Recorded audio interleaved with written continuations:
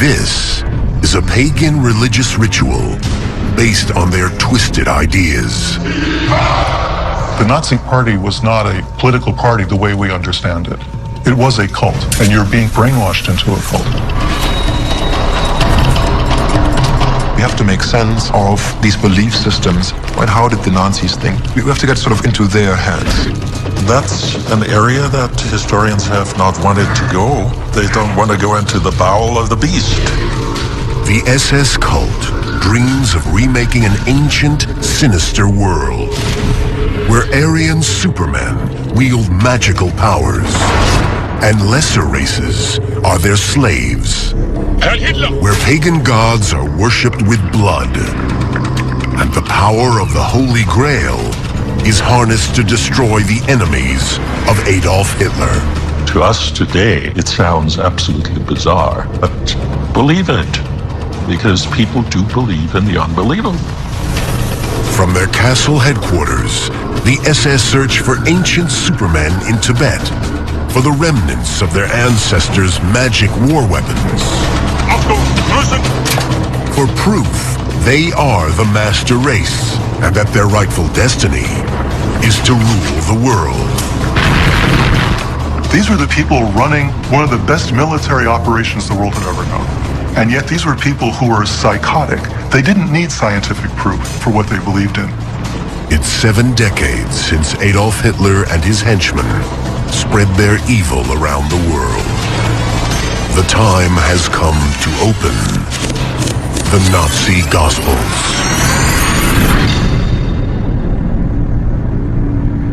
The Nazi Gospels justified spilling blood.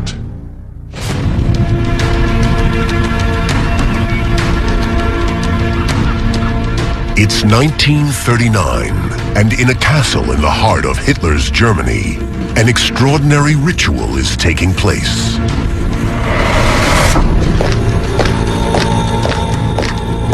This is an initiation ceremony into the fraternity of the SS. An initiation which embodies the Nazi Gospels. Gospels of a dark new faith. This is tantamount to a satanic ceremony. And at the same time, it's liberating, because now you don't have to pay any attention to all of the religious rituals, all of the religious dogma you've been brought up with.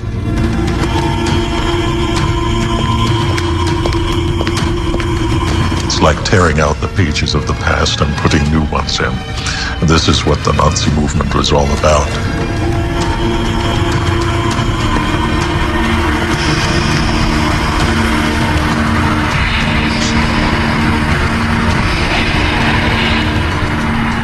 This ritual takes place by order of one man, the commander of the SS, Heinrich Himmler.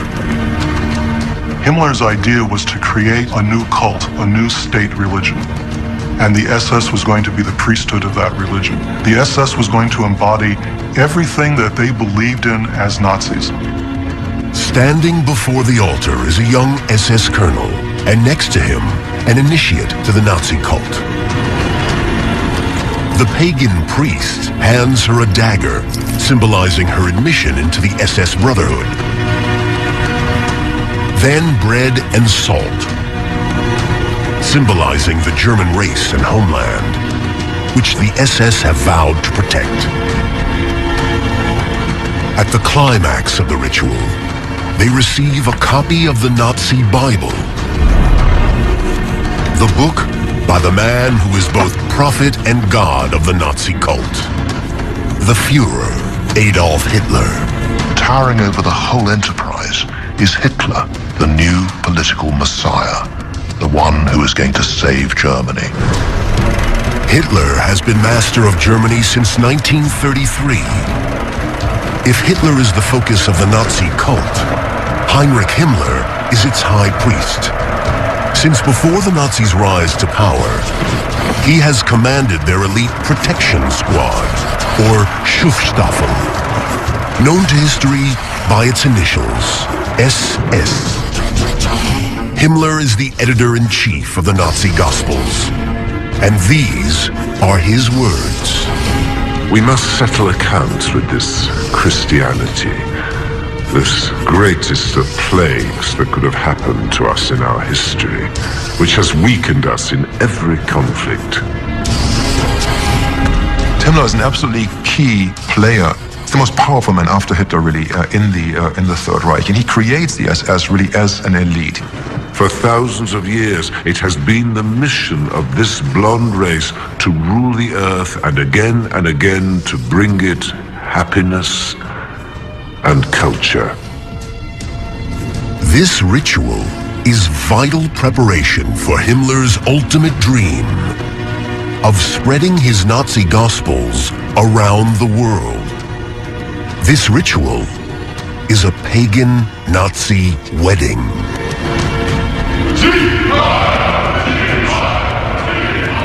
In contrast to the former state and the church, persons who want to marry are being advised and tested for suitability to marry and genetic health.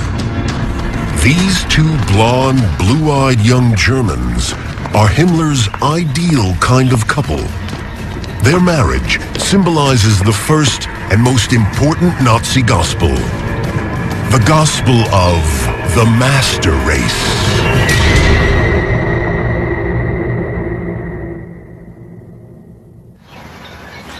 It's the late 1800s.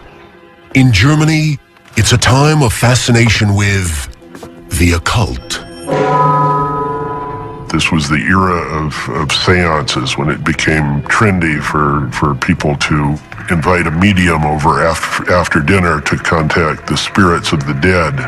Thousands joined secret occult societies.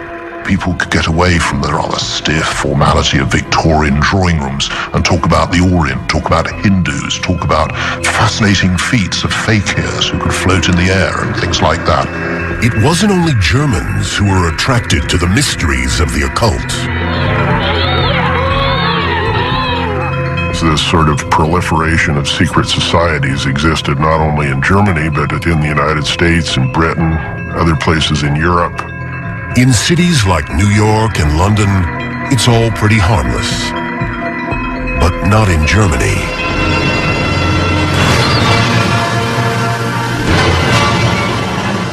It got mixed up with an older tradition that was concerned with the German folk, or people. The German folk was, in a way, a mystical concept of what the people represented. Across Germany and Austria, secret societies meet to debate a key question. Just who are the German people? Their answer, that the Germans are descended from an ancient race known as Aryans. What defines the Aryan is really their look, their appearance, right? So they're strong, they're powerful, they're muscular, they are blonde, they are brave in battle. It's kind of like a comic book. They're going to be superheroes, Superman.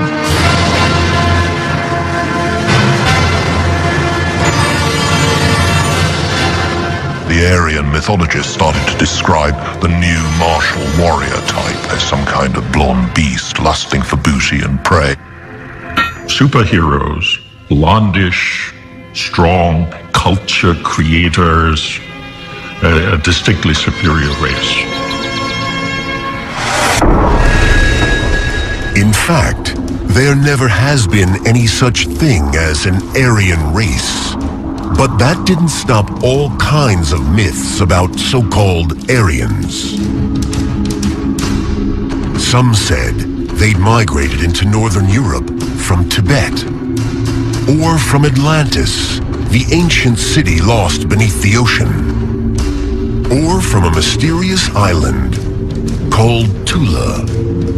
Tula referred to an ancient Nordic paradise where the Aryan race was supposed to have, from which they were supposed to have descended. So this was a cold, snowy, icy heaven. The cults idealized Tula as a Nordic equivalent of the tropical Garden of Eden in the Bible.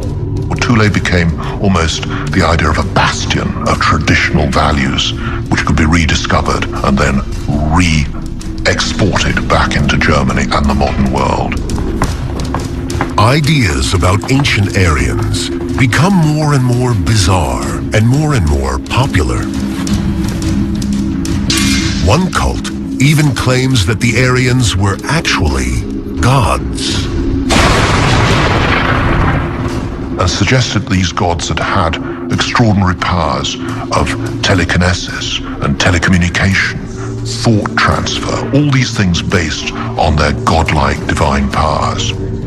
As the descendants of godlike ancient Aryans, the cultists believe that modern Germans can one day rediscover these powers.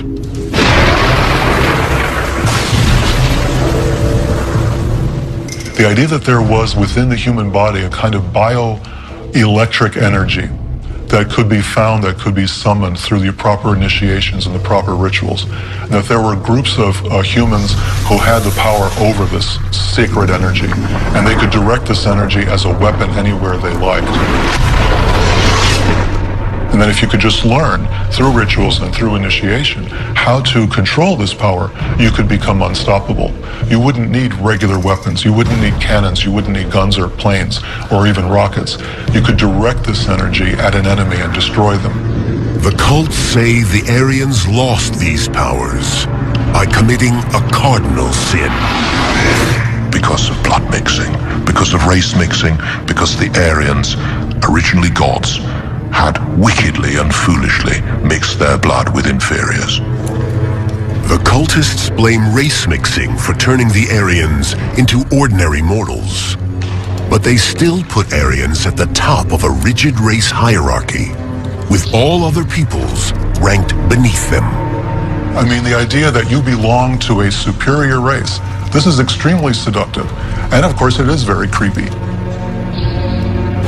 Such views imply the existence of racial types who are a definite drag on the gene pool, definitely culture-destroying types, and the Jew belonged at the very bottom of that particular scale of being.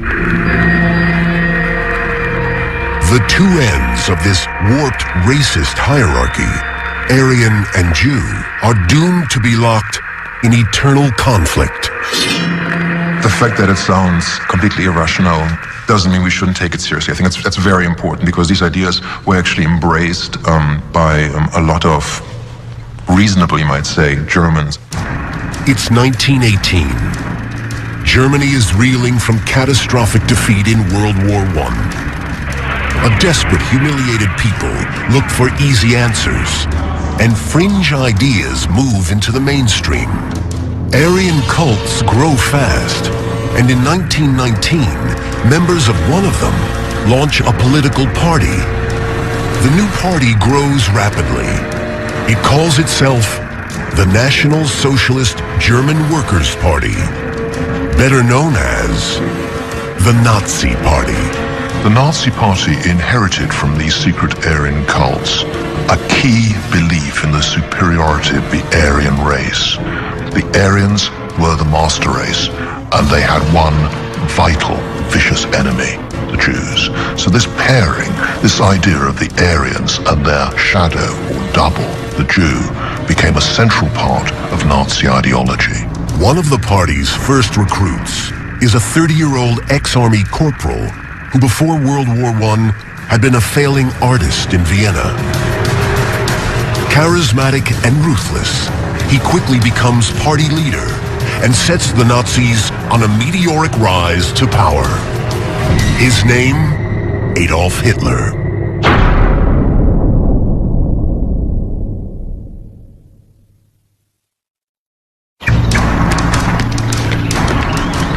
Meet the SS elite troopers, the toughest and most fanatical Nazis of them all. They are the backbone of Adolf Hitler's power, striking terror into all opponents. But these SS men are more than just soldiers. They are priests who live by the second Nazi gospel.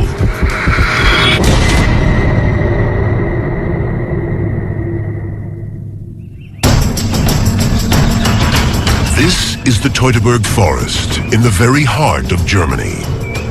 In 1933, the leader of the SS, Heinrich Himmler, travels here to find a spiritual home for the Nazi cult.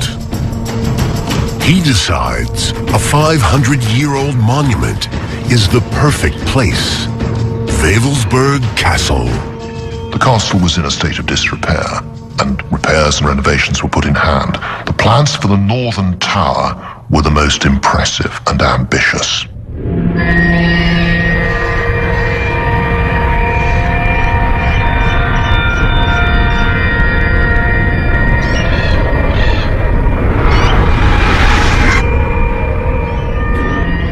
In the northern tower, Himmler constructs what he calls the Hall of the SS Generals. His idea was to create that as the Vatican, as the spiritual center of the Third Reich. That was going to be, as he called it, the middle point of the world. This was the axis on which the entire world would spin, would be this essentially creepy castle. You cannot imagine something more Dracula-esque.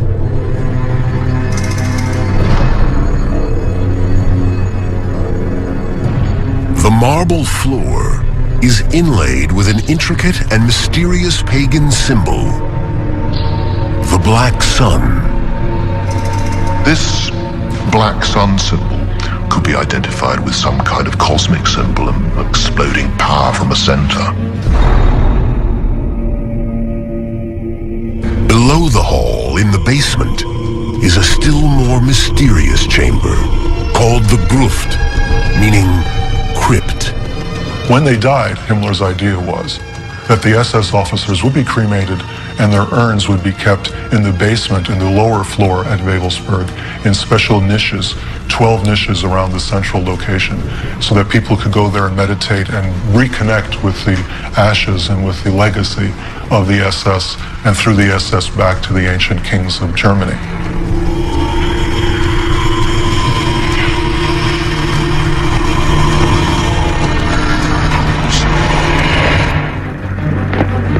The SS began in the early days of the Nazi Party. A political movement born in 1919 in the chaos that followed Germany's catastrophic defeat in World War I. When the war was lost, right, there was enormous financial crisis. And that leads to a complete breakdown of values, of beliefs. The crisis brings on hyperinflation. People's life savings are suddenly wiped out. Their pensions have become worthless. They have to carry often, entire buckets full of money just to buy a loaf of bread and so on. The Nazis blamed Germany's war defeat on a conspiracy by communists and Jews and appealed to national pride. The Nazis gave Germans a good impression.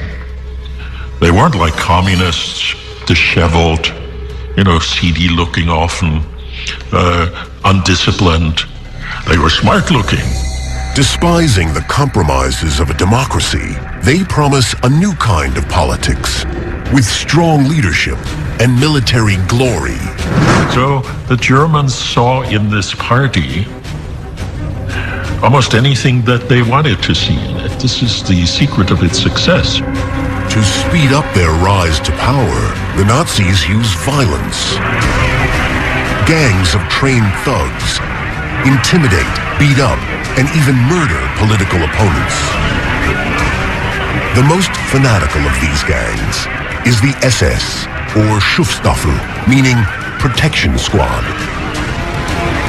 Rising fast in the SS is Heinrich Himmler. In the year 1929, I was ordered by the Führer to take over the leadership of all SS units in the entire Reich, then 280 men in total, and to change them into a reliable, elite organization for the party.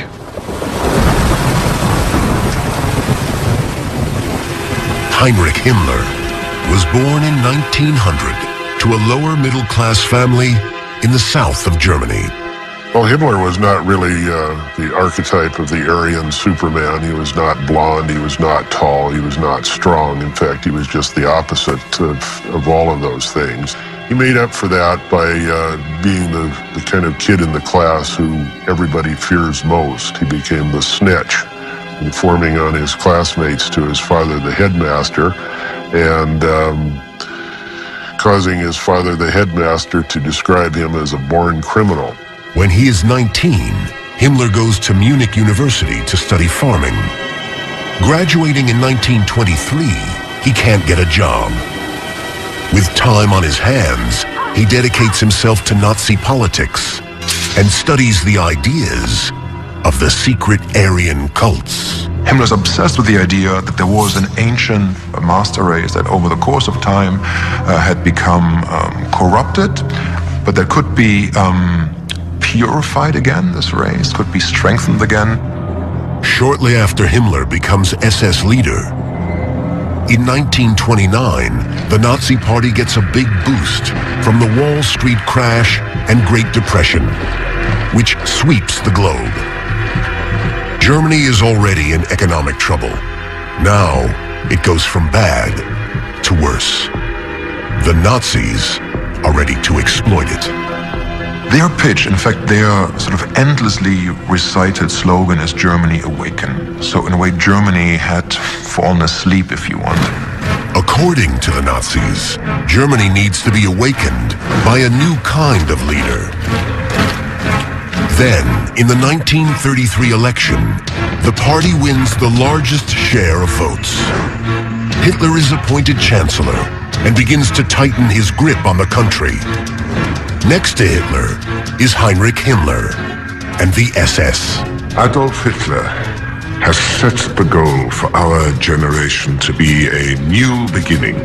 He has been predestined by the German Karma to save the world's Germanic culture.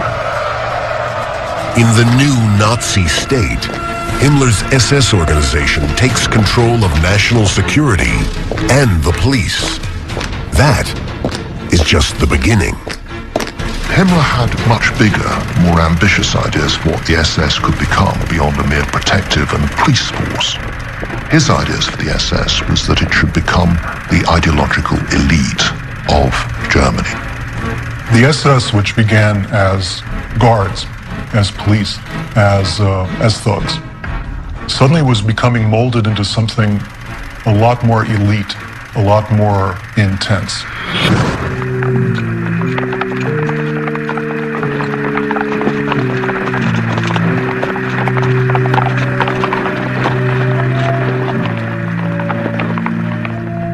Never forget, we are a knightly order, from which one cannot withdraw, to which one is recruited by blood, and within which one remains body and soul.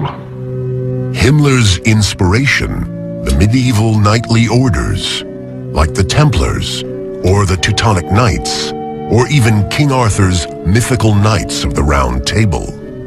But increasingly his ideas began to almost pick up on earlier ideas of chivalry or a knighthood, that the SS would be almost like the new super knighthood of Nazi Germany.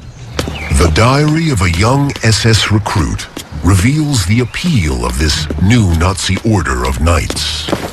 I was overcome with a burning desire to belong to these people. I wanted to escape from my childish, narrow life, and I wanted to attach myself to something that was great and fundamental. Those deemed to be heroes of the SS are awarded the most prized symbol of their knightly order, the Death's Head Ring.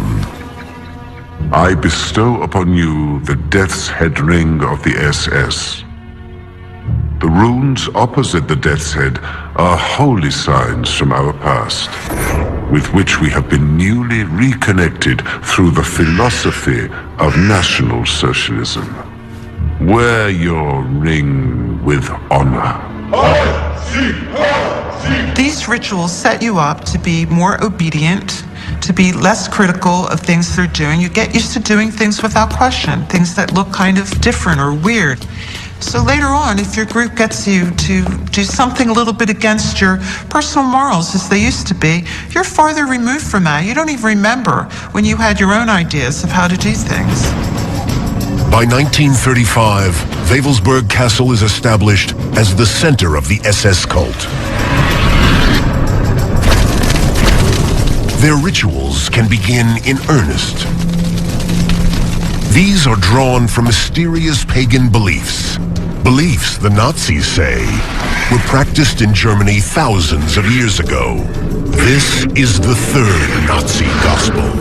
The gospel of the pagan gods.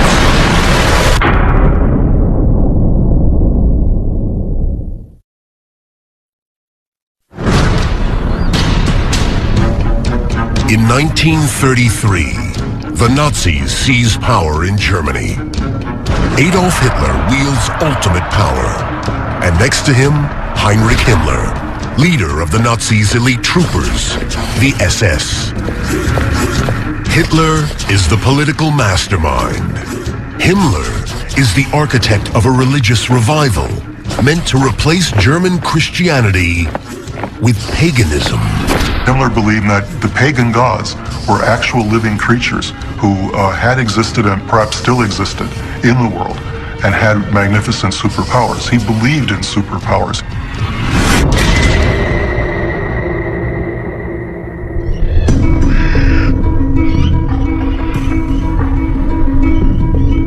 Heinrich Himmler was born in 1900. As a young man, he went through spiritual torment. The period in our youth was a period of much inner difficulty, inner rejection and struggle. My father was, according to family tradition, a convinced Christian, but we didn't speak about religion, with the exception of discussions about the political perniciousness and corrupting effects of the Christian church, on which we were as one. Now Himmler is in power. It's payback time. The Nazis, in a nutshell, are trying to undo 2 millennia of Christian humanist history. We must turn our gaze back to that golden time when our Nordic ancestors of the New Stone Age erected those mighty standing stones 3 to 4 millennia before Christ. For Himmler, to be German meant to be an ancient German, an ancient pagan German. And he believed in all of this quite sincerely. He was a New Age person of his time. Himmler was in a supreme position, actually, to put these, in our views, perhaps crackpot ideas into practice. In the middle of a forest in central Germany, these are the Externsteine, the outside stones. These are 5 weirdly shaped columns rising up out of the forest. To the Nazis, this was a sacred spot to them. The church tried to turn it into a kind of Christian site for a while. There's carvings on the stones with Christian motifs. But to the Nazis, this was really a pagan site of pagan worship. It is the German Stonehenge for the most part. According to Nazi researchers, this place was once the site of blood rituals.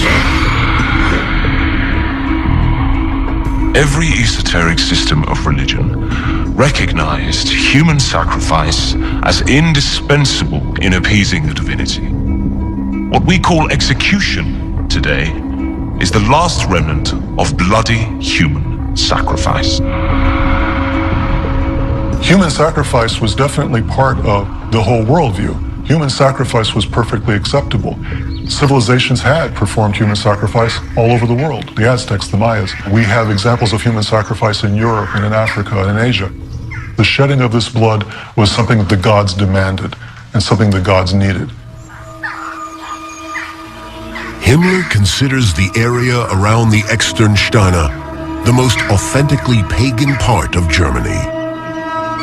Just a few miles away is Wewelsburg Castle, his new SS headquarters. In 1935, the pagan rituals begin. Rituals designed by self-styled expert pagan Karl Maria von Willigut. Karl Maria Willigut was a former army officer who had been in and out of mental institutions and was sort of the archetype of the crazy guy with crazy ideas. Willigut believes he is a reincarnation of ancient Aryan kings. Willigut told Himmler that he was able to recall all of his incarnations going back 10,000 years. He had total perfect recall of every incarnation, which meant, of course, he also had total perfect recall of ancient Germany, of the German pagan religion at the time of the Paleolithic era and before the coming of the Romans. And Heinrich Himmler, the second most powerful man in Nazi Germany, believes him. Here was the guy who was going to help him recreate Nazi paganism because the guy could remember it. Himmler recruited Willigut under the cover name of Weistor onto his personal staff. Willigut, Weistor, was able to supply his new master with examples of ancient Aryan runic spells, prayers, rituals, and of course, above all, his own memories of tribal life extending back through thousands of years. And this was absolute manna to Himmler. He felt he had a direct link to the ancient Germanic past.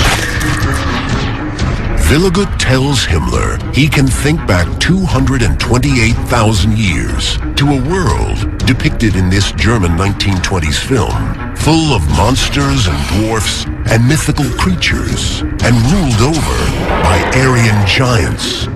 This is something that's very common to the Nazi ideology. There was a race of giants in the old days, and that the Aryans might have been giants, and that it was time for the Aryans to become giants again. Himmler was incorporating this into his religion of the SS. It's all part of the Nazi plan. Deny historical facts and return to ancient myths and legends, setting the scene for the next Nazi gospel, the gospel of Aryan history.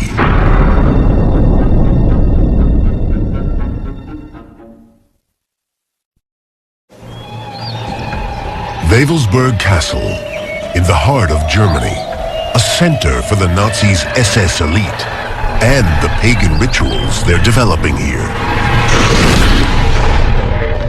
The SS leader Heinrich Himmler wants to turn back the clock, modeling Nazi Germany on its fabled past. We want to show the German people that our past is more than 1,000 years old. We want to show that Germany is more eternal than Rome, which is already 2,000 years old.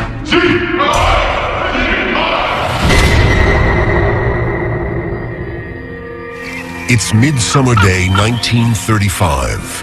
Young SS men have gathered in a forest for a bizarre pagan ritual. If you were to create a new religion and to root it in paganism, this is what you'd expect. This is a solstice festival, an important celebration in pagan times.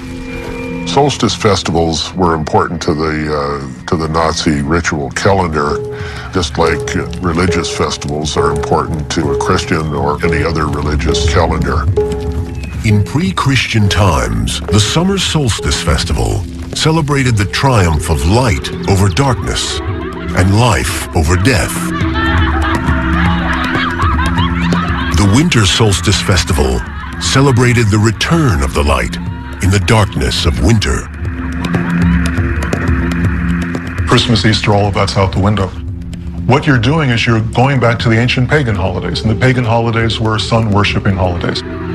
The German people have once again turned away from Christian theories and Christian teaching, which has troubled Germany for more than 1,000 years and caused the racial decay of the German people, and almost its racial death. The SS men are carrying garlands of leaves, traditional pagan symbols of fertility.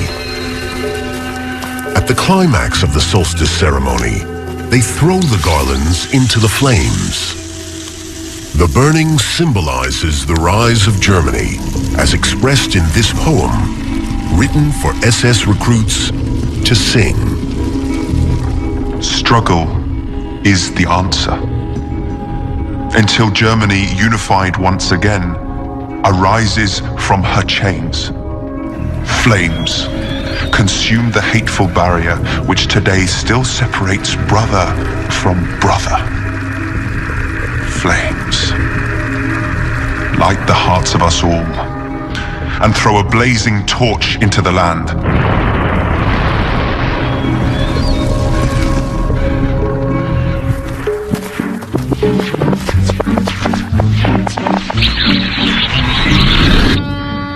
The Nazis also established festivals celebrating German history and culture. In this elaborate pageant, men are dressed as medieval knights. Next to them are the modern-day knights of the SS. A lot of the sense of German national identity really is based on history, and the Nazis play on that, right? They want to sort of recreate, or they want to instill a new form of national identity, so they pick certain bits and bobs from the German past that sort of suits their particular gospel.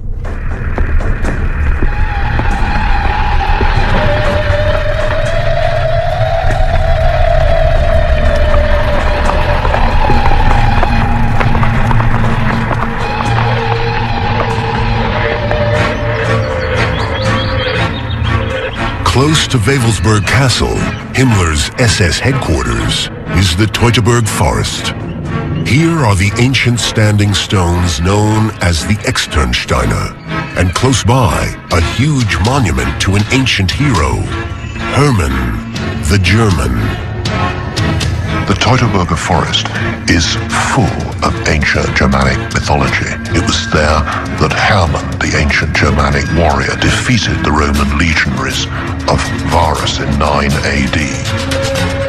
Hermann's crushing victory over the invading legions of the Roman Empire meant Rome never conquered the German tribes. This 1920s film celebrates his life.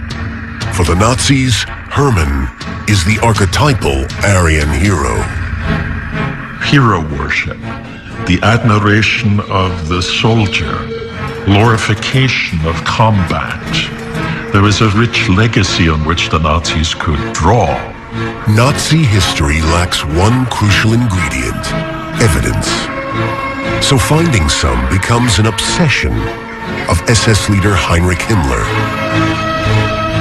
He turns Wewelsburg Castle into the headquarters of a new SS unit, the Ahnenerbe. Anybody that's seen Raiders of the Lost Ark knows about the Ahnenerbe. The Nazis who were searching for the Ark of the Covenant were pulled directly out of the archives of the Ahnenerbe. If you were a scholar and you couldn't get a job at a regular university, you could probably find a job with the Ahnenerbe. All you had to do was toe the line and come up with the same ideas that Himmler wanted to hear. He wanted to hear about paganism. He wanted to hear about ancient religions and mystery cults. He loved all of that stuff. The SS Ahnenerbe quickly becomes the center for Nazi academics. These Nazi intellectuals aim to challenge the traditional universities and their so-called Jewish-influenced ideas. You must choose, and right now, whether you want to be with us or against us. Watch out. Come over to our side before it is too late. Nazi academics make detailed studies of what they say is authentic Aryan culture. In particular, they fix on the ancient writings known as runes. Runes are widely found across Northern Europe and date from pre-Christian times. Their meaning is often mysterious, but the Nazis believe they can unlock their secrets. Only runes still whisper what is true on this earthly sphere. The runes whisper to our folk, for they possessed it first. Runes knowledge is pounding in our hearts. The Ahnenerbe's job is to peddle Nazi theories and then do some archaeology to try to back them up. Their efforts take them across Germany. Der Reichsführer SS Heinrich Himmler. Here, Himmler visits an Ahnenerbe dig near Berlin. Have the following researched. Find all the places in the Germanic, Aryan cultural world where we can see evidence of the concept of a lightning bolt coming from a thrown hammer, as well as sculptures of the god Thor depicted with a small hand axe emitting lightning. Please collect all the pictorial, sculptural, written and mythological evidence of this. I am convinced this is not based on natural thunder and lightning, but rather that this is an early, highly developed war weapon of our forefathers.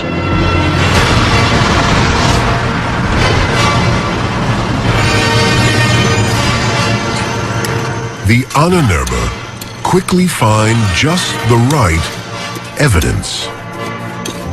When we dig into the German soil, at points along the edge of a field, we find just a few hands' width beneath the surface, precious copper, silver, and gold pieces. The quality of their workmanship, artistry, and classical beauty is difficult even for us modern, technologically very advanced men to achieve. It's all nonsense. Himmler's Ahnenerbe are just feeding him the stories he wants to hear. This was Germany. This was the land of tremendous culture, tremendous science. And suddenly it went off the rails into this other area, this area of race science, believing in Atlantis, believing in mystical powers. This was something that's almost impossible for us to understand today, that the man who ran the most dreaded secret police force history had known, this guy believed in all of these impossible things. It's important for us to understand. The archaeological adventures of the SS are only just beginning.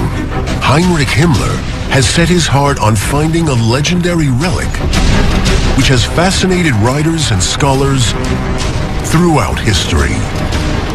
The Holy Grail.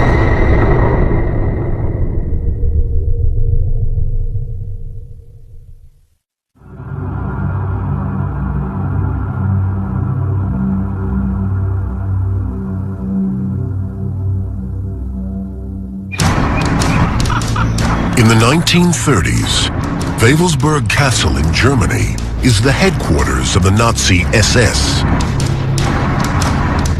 Their leader, Heinrich Himmler, models them on an order of medieval knights, like King Arthur and the Knights of the Round Table. Wewelsburg is the Nazi Camelot, and like King Arthur before him, Himmler sends his men on a quest for an ancient religious relic.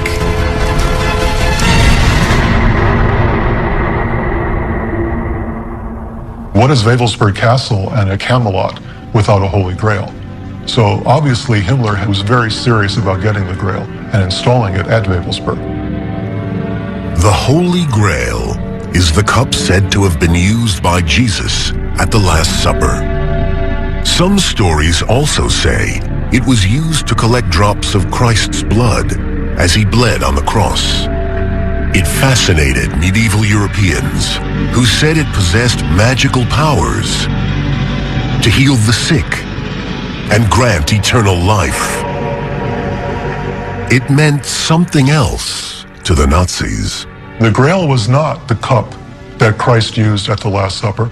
It was not the cup that caught Christ's blood at the crucifixion. To Himmler, the Holy Grail was a pagan relic. It was an ancient cup, or perhaps an ancient stone, that had tremendous occult power. Otto Rahn is a young German historian who researches into the Holy Grail. His work comes to the attention of Himmler's advisor on the occult, Karl Maria von Willigut, and he is about to change Rahn's life forever.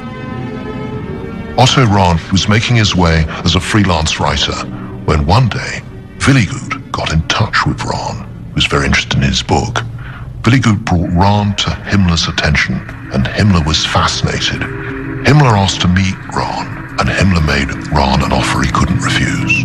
How about becoming a full-paid author on the SS payroll? Rahn was a penniless freelance, and he took the bait. He started working for the SS. Rahn travels to the ancient ruined castle of Montségur in the Pyrenees Mountains of southern France. This was the last stronghold of a Christian heretic sect called the Cathars in the Middle Ages. The Cathars were ruthlessly persecuted by the mainstream church, but legends say they were also the secret guardians of the Grail.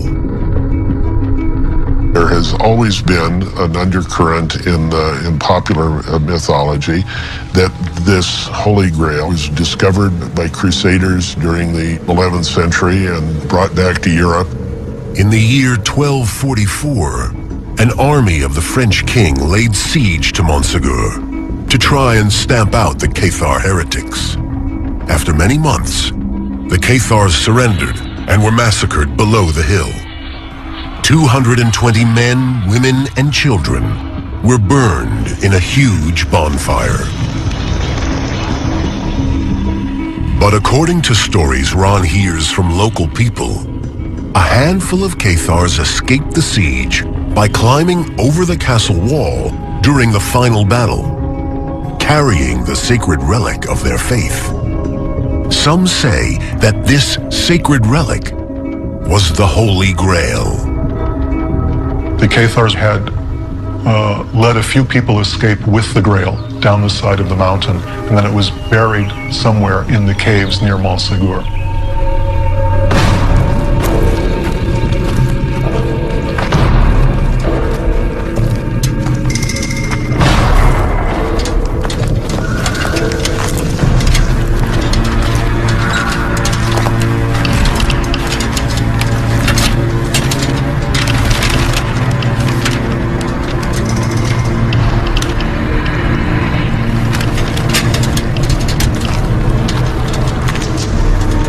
Spurred on by the local legends, Rahn begins exploring the mysterious cave system deep beneath Montségur.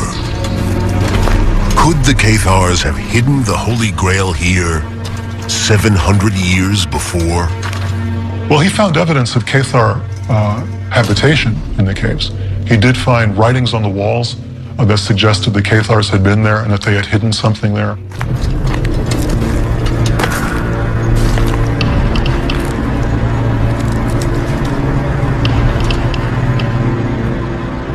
Back in Wewelsburg, Himmler builds a special chamber and names it the Grail Room. If I'm Otto Rahn, I'm scared to death. I cannot afford to disappoint Heinrich Himmler. I've got to show some kind of progress. I've got to show I'm on the right path. If I don't, my days are numbered. You can imagine what it's like to have that kind of pressure on you. You're given an impossible task. You're given a task that no one has been able to accomplish. No one has found the lost Ark of the Covenant, the famous Indiana Jones hunt for the Raiders of the Lost Ark. No one found the lost Ark. No one found the Holy Grail. No one's found these things.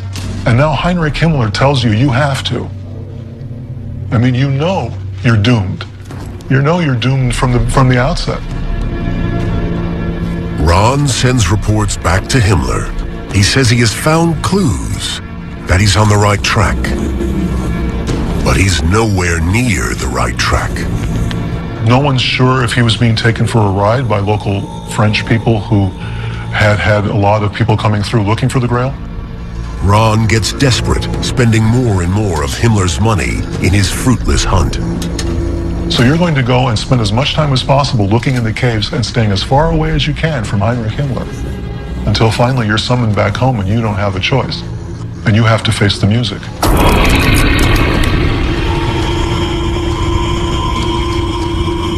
I would not have wanted to be Otto Rahn. That's not the kind of academic environment that you sort of look forward to becoming part of. You know, the SS telling you what you have to do. Ron returns to Wewelsburg. Although Himmler accepts the disappointment, Ron knows the SS has no place for failure. Ron was essentially an aesthete, an intellectual. He was also a homosexual. And these were things, of course, that wouldn't go down very well in the SS. So Ron started to live a rather painful, awkward double life. It is only a matter of time before Himmler finds out the truth about Ron. His homosexuality had become known, and Ron asked to be released from the SS. It was almost unique that someone should actually ask to leave the SS. He walked into the mountains in the Tyrol one late afternoon in March 1939, and his body was found 6 months later, and it was evident that he had committed suicide there. Ron's death spells the end of the Nazi hunt for the Holy Grail. Himmler soon develops another obsession to try to prove the Nazis' race theories. He sends SS Ahnenerbe researchers to the very roof of the world, to the mysterious kingdom of Tibet.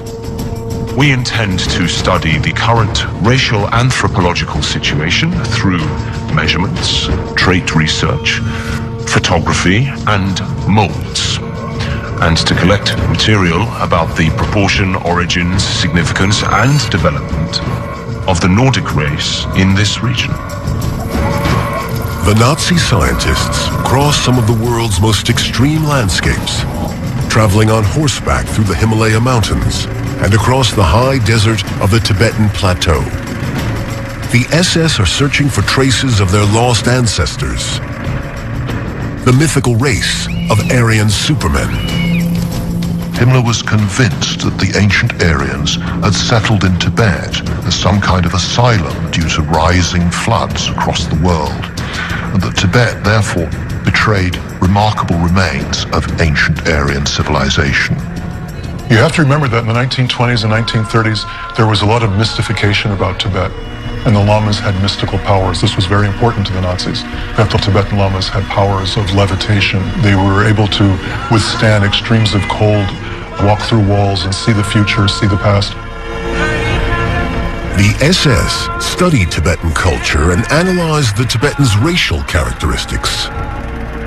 What the Tibetans felt about this is not recorded.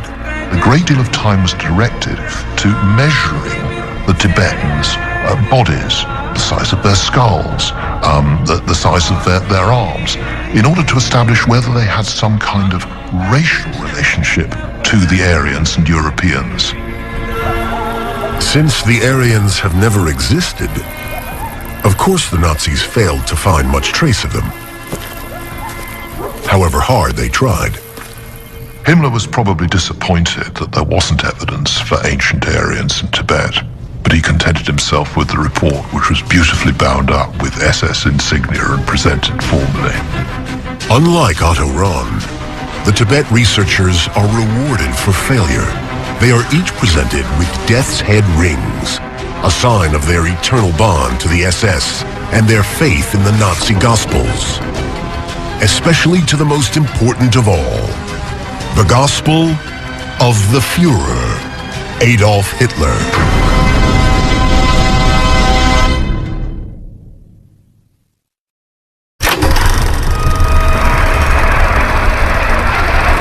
In the 1930s, Germans of all ages are taken in by the Nazis' cult-like process of manipulation and brainwashing.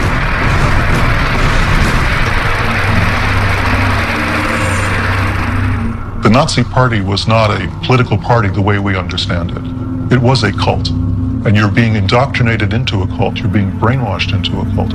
You were able to produce an environment with propaganda and manipulation of people's emotions that got them to do unbelievable things.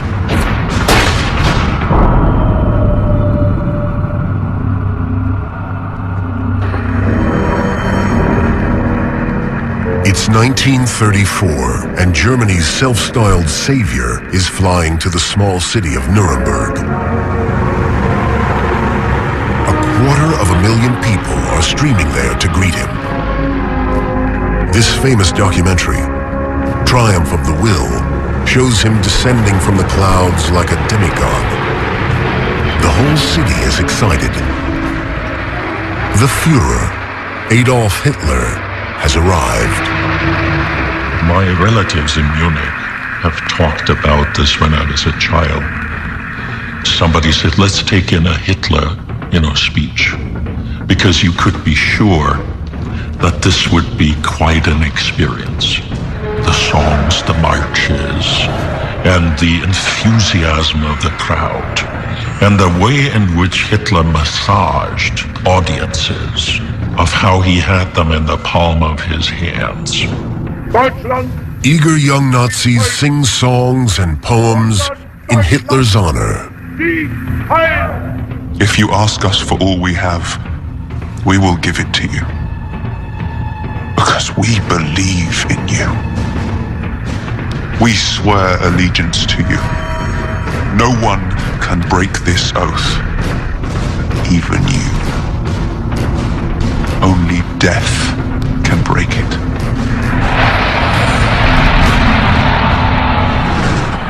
The crowds mass at a vast stadium on the outskirts of the city.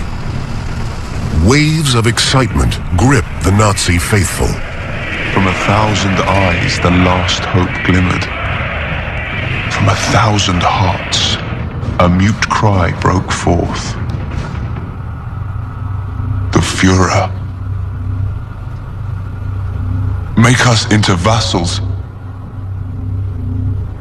Lord. Set us free. They must have been ecstatic experiences. They swept people away, and they emerged reinvigorated with a new sense of duty and, purpose, like going to High Mass, or a football game, or a rock festival, which carries people away like zombies. They forget their individuality, and they begin to scream in unison. As Hitler put it, alone the individual is just a tiny little world. But in the mass, it becomes a huge dragon. Clearly, Nazism is using a huge amount of religious liturgy and symbolism in its theatrical appearances, harnessing people's natural desire for religious practice or devotion into this new secular form. Hitler drew on a long tradition of beliefs in savior types, and was in fact adored and even worshipped as a savior type.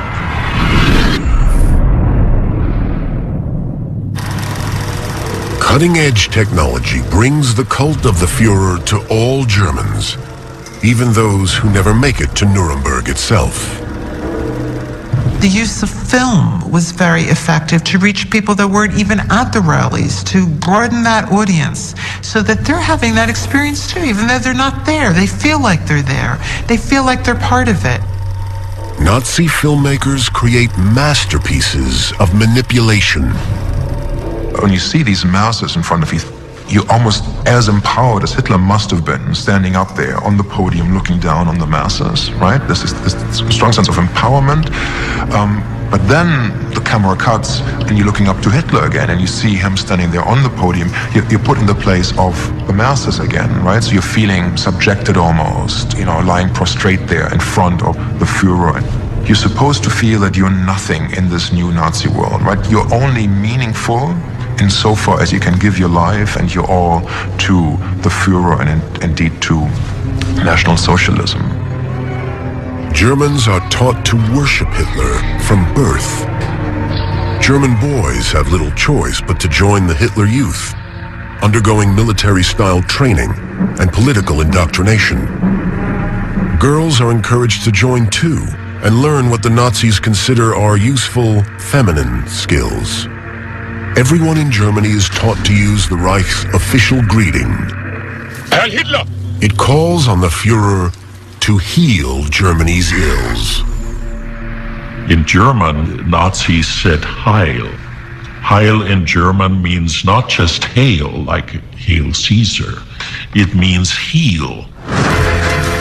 The gospel of the Führer is stronger than any law, even the laws of nature. The Nazis twist science to fit their evil worldview, and that is the next Nazi gospel.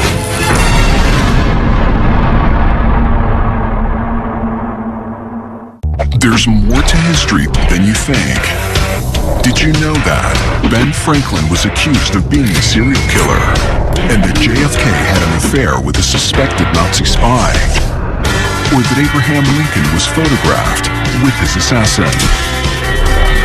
Join David Eisenbach for the 10 Things You Don't Know About Mini Marathon, tomorrow starting at 8 on H2. More to history.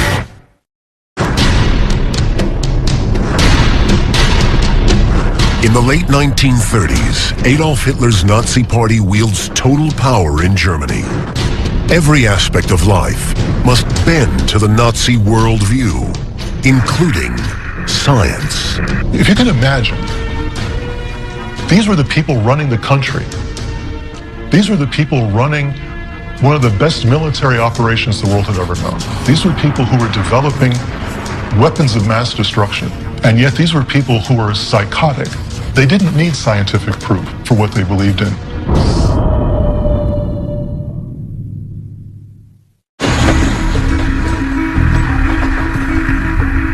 Prior to the Nazis taking power, Germany had had as many Nobel Prize science laureates as any country, perhaps more than most.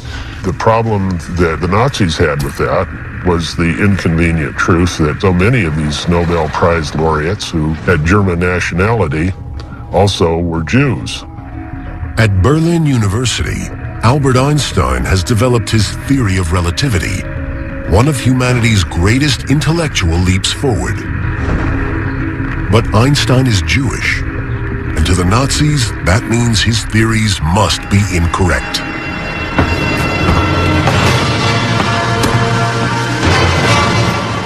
Einstein has explained the fundamental laws which govern the cosmos. The Nazis want an alternative. Step forward instead, eccentric physicist Hans Horbiger and his even more eccentric world ice theory.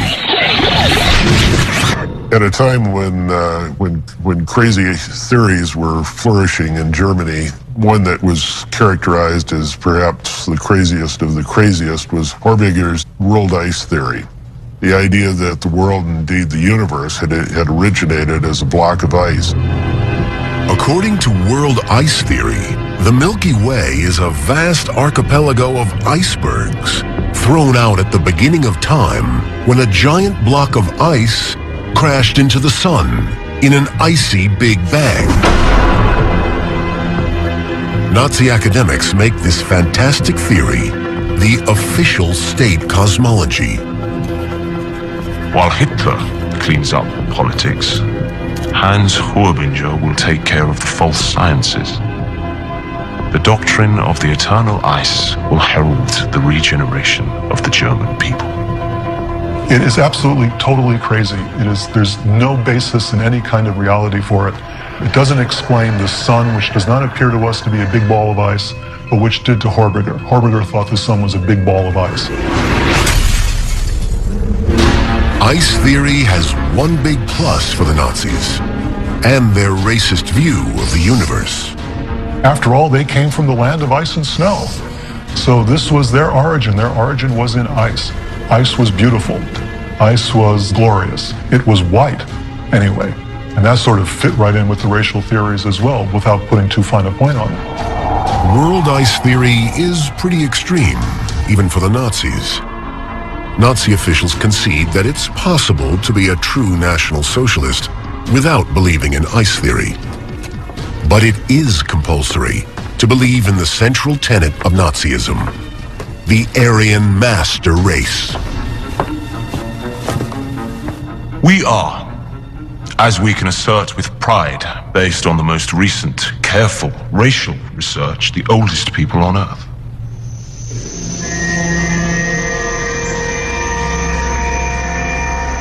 Nazi academics describe an ancient golden age ruled over by Aryans. Blood and land, home and leader, a sun-filled year, and above all, the gods and fate. To these, as well as to their secular authorities, did our ancestors willingly and not slavishly submit. The Nazi dream is to bring back this imaginary golden age and rebuild the Aryan master race through selective breeding. The Germanic people are the culmination of fate and history, developed from long ago, from primeval times, through many generations and centuries. From this people, with variously mixed hereditary factors, we consciously select those with the Nordic Germanic blood, since we can assume this blood to be the carrier of the life-supporting characteristics of our people. Heinrich Himmler is the driving force behind this Aryan breeding project. He considers his SS troopers to be ideal breeding stock. He controls every aspect of their sex lives, marriage, and families.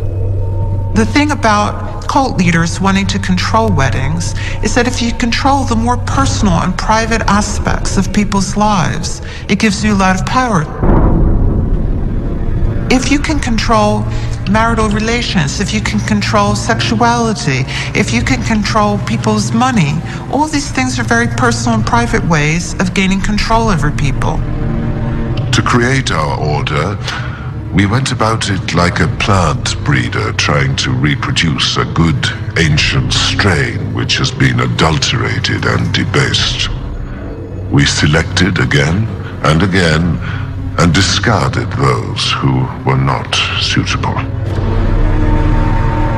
Every SS man represented courage, military prowess, and pure blood, and his matching, his finding, and a suitable Aryan bride was an important part of guaranteeing his progeny, his descent. Company, Stück Stück, Achtung, Grüßen! And therefore, marriage was a kind of pact to produce plenty of Aryan children.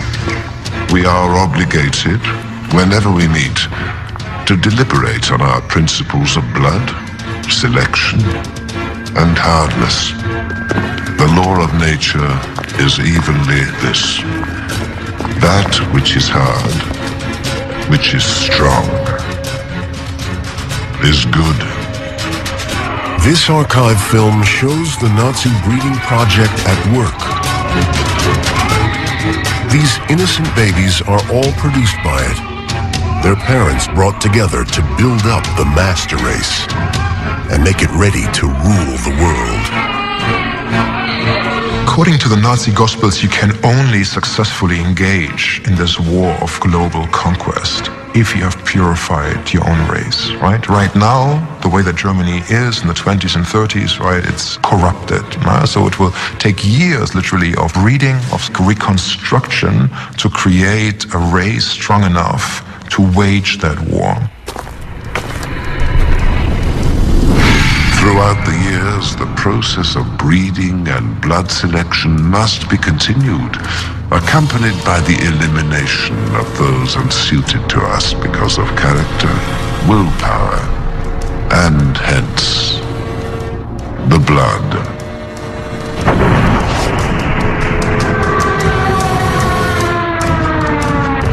Once the Aryans are restored to their ancient glory, the Nazis dream they can once again rule over all the lesser races.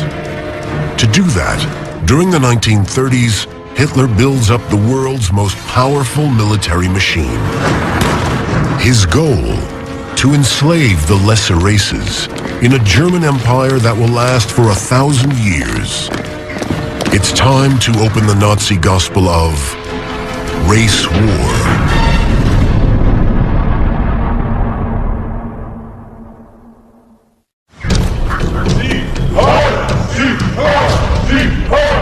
The Nazis see themselves as the Aryan master race, their rightful destiny to rule the world. War is an integral part of the Nazi Gospels in the sense that races will always collide, will always conflict. It's a struggle for survival. You cannot simply coexist. You have to assert yourself militarily.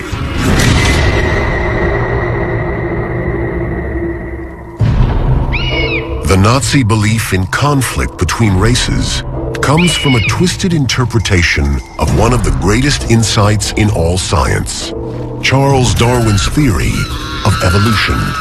Darwin wrote about the survival of the fittest, which meant that the weakest was left behind. This played right into the Nazi racial theories. They believed that they were the fittest.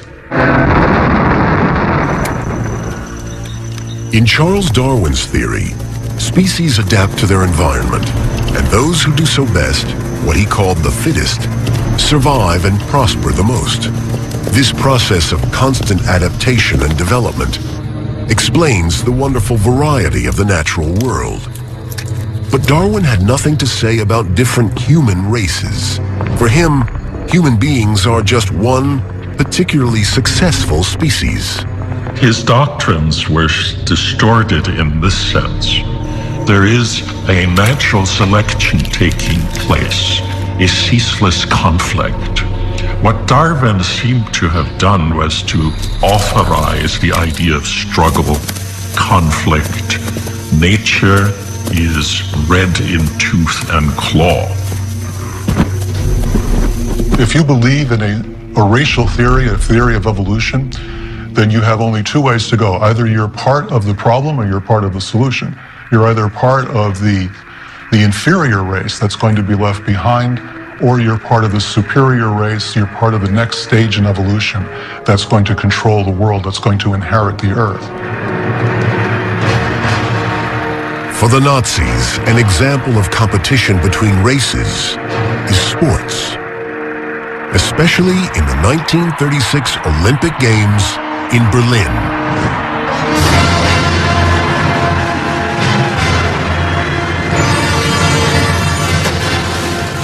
Hitler believes his Olympics will showcase Aryan superiority.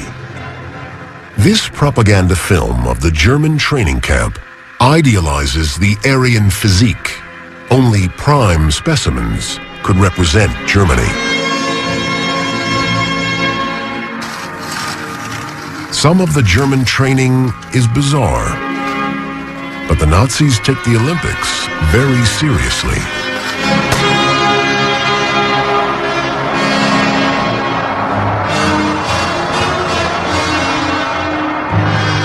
Unfortunately for Hitler, the Olympics don't turn out as his theories predicted. African-American athlete Jesse Owens wins 4 gold medals, including the 100 meters sprint. But according to Nazi theory, athletics is just a trial run for the real competition between races: war. By the summer of 1939, Hitler has pushed Europe to the brink of conflict. Britain and France have tried to keep the peace, but peace has no place in the Nazi Gospels. If war is the norm and produces the great innovations and the great heroic virtues, then peace, eternal peace, is the end of civilization. On September 1st, 1939, Hitler's armies strike east into Poland. Great Britain and France have promised the Poles their support. Now they issue an ultimatum to Hitler: pull out of Poland or we'll go to war. It is no deterrent. Hitler saw himself as a kind of messiah. Hitler believed that he was going to bring about the salvation for the rest of the human race. This is what they had to do. You don't become a messiah and stay home. You've got to spread the word. On September 3rd, Britain and France declare war on Germany. The Second World War begins in earnest. Over the next 6 years, it will rage on 4 continents and claim 61 million lives. Nazism is like a shark that has to move to stay alive, really, right? That has to continuously engage in warfare. Peaceful coexistence is not really part of the program. They were going to subjugate the peoples of the world. This was their game plan. Europe first. After that, the rest of the world was on the plate. He left Asia to the Japanese. He left North America by itself and South America by itself for now. But he had instituted a network of German associations throughout North and South America. He was prepared to overtake and overthrow those governments in the Americas as well.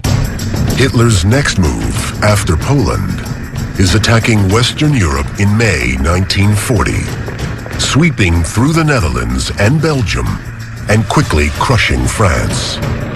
The British are driven back across the English Channel. Total Nazi domination in Europe seems assured.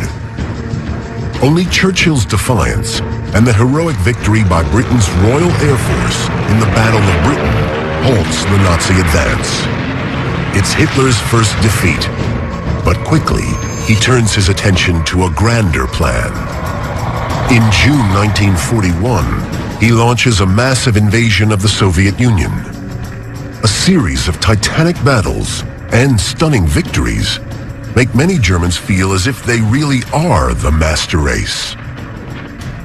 By winter, Hitler's men are at the gates of Moscow.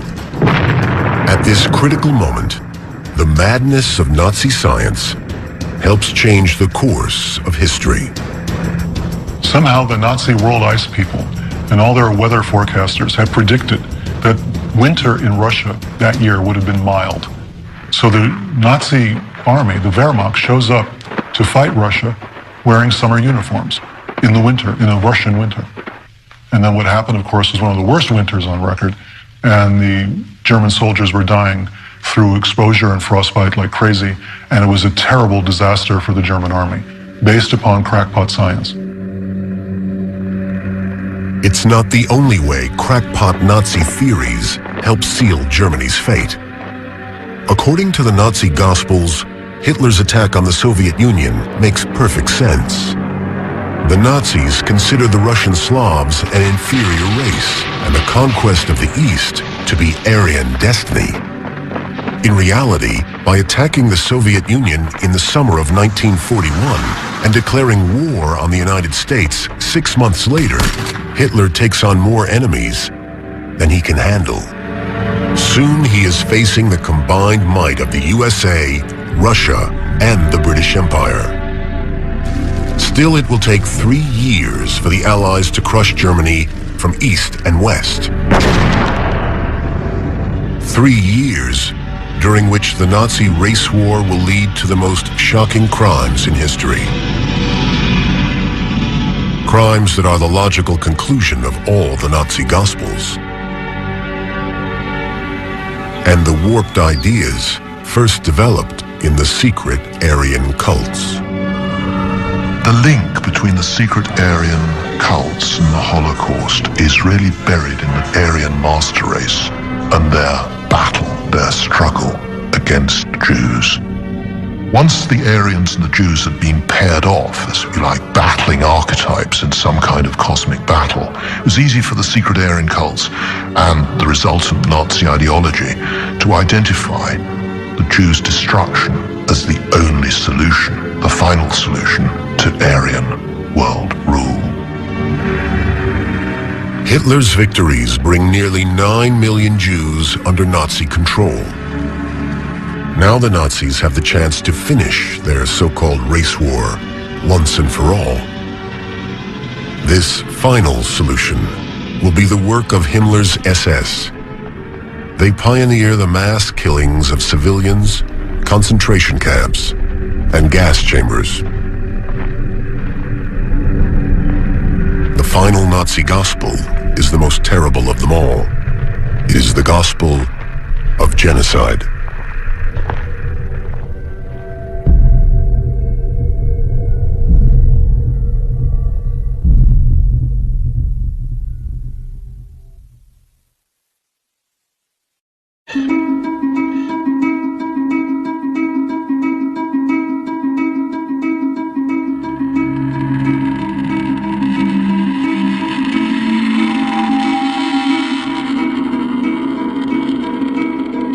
Nazis see World War II as a war between the Aryan master race, the Germans, and the lesser races, such as the Russians and other Slavs, and especially the Jews. For Heinrich Himmler, this is the final battle in a titanic conflict that's been going on for thousands of years. As long as there have been men on Earth, the struggle between human races and subhuman races has been the historical norm. This Jewish-led war against the German people has belonged to the natural course of life on our planet as long back as we can see.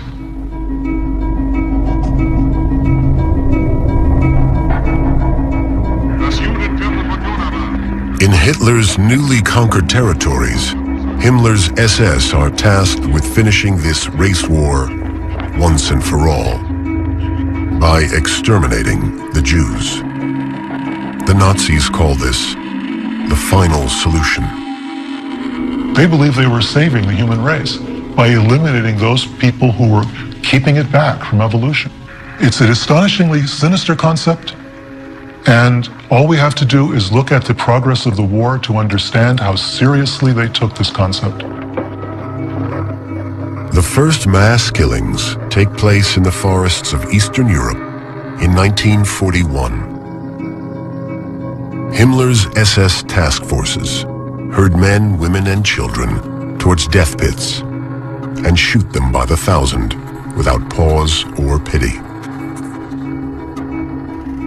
In a chilling speech made to SS officers in 1943, at the height of the Holocaust, Himmler tells his killers to be proud of their work.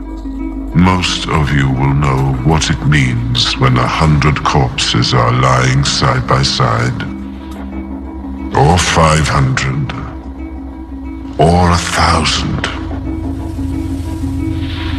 To have stuck that out and to have remained decent, that is what has made us tough. This is a glorious page in our history.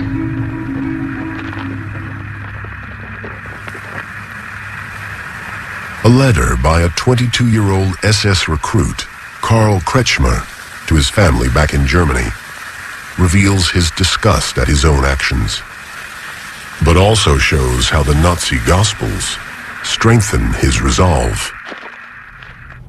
I am in a very gloomy mood. I must pull myself out of it.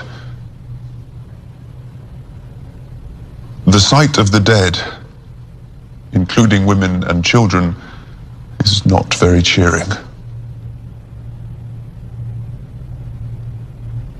It is a weakness not to be able to stand the sight of dead people. The best way of overcoming it is to do it more often. Then it becomes a habit. For the more one thinks about the whole business, the more one comes to the conclusion that it's the only thing we can do to safeguard unconditionally the security of our people and our future. Our faith in the Führer fulfills us and gives us the strength to carry out our difficult and thankless task. The journey of young men like Kretschmer to the greatest evil imaginable is now complete. I think the Nazi Gospels served as a motivator and as a means of justification. It justified spilling blood. To take the pressure off the killing squads, the Nazi planners establish a more impersonal method of mass murder. A gigantic machine of trains, camps, and gas chambers. The Holocaust reaches its peak in 1944 as Hitler's Germany lurches towards defeat. There was no military justification for keeping the death camps running right up until the end of the war. that tremendous drain on resources made no sense militarily. And yet they kept it going. They kept it going till the very end. These were true believers. If you truly believed in this ideology, you had no problem with the death camps. As the Allied armies advance on Germany from east and west, they find the camps. As the full extent of Nazi atrocities is revealed, a horrified world asks, why? It still does. It's only recently that historians have looked at the belief system within the SS, but within National Socialism more generally, as motivating factors. That people actually, the killers actually believed in what they were doing. Historians ought to know about life and why people do what they do, and especially why they're capable of doing those gruesome, horrible things. That's an area that historians have not wanted to go to. They don't want to go into the bowel of the beast. On April 30th, 1945, with the war lost, Adolf Hitler commits suicide at his bunker in Berlin.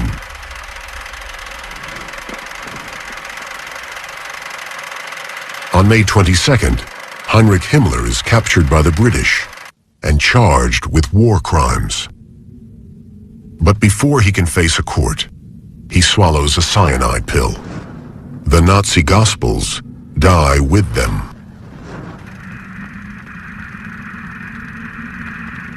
Surviving Nazi leaders are prosecuted for war crimes.